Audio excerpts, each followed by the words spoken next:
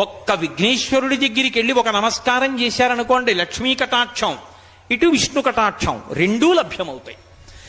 అటువంటి అసలు వాళ్ళిద్దరూ వేరుగా ఎప్పుడూ ఉండరు. పార్వతీ పరమేశ్వరులనండి, లక్ష్మీనారాయణులనండి, సీతారాములనండి, ఎప్పుడూ వాళ్ళు ఇద్దరూ ఒకటే అయి ఉంటారు. అనుకల తనుకండాలింగనారంభ శుంభత్ ప్రతిదిశ భుజాకా శ్రీ సఖానోకహర్ది స్తనవేనగుళుచ్ఛస్పార పుష్పద్విరేఫ రచయితుమయి లక్ష్మీ కల్పవల్లీ కటాక్షాన్ అంటారు పరాశర భట్టలు శ్రీగుణరత్న కోశంలో.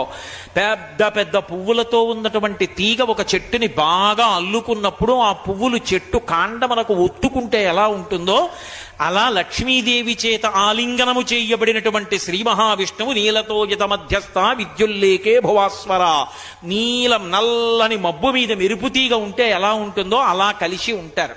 పార్వతీ పరమేశ్వరులైనా అంతే. సంధ్యారంభ విజృంభితం శృతిశిర స్థానాంతరాధి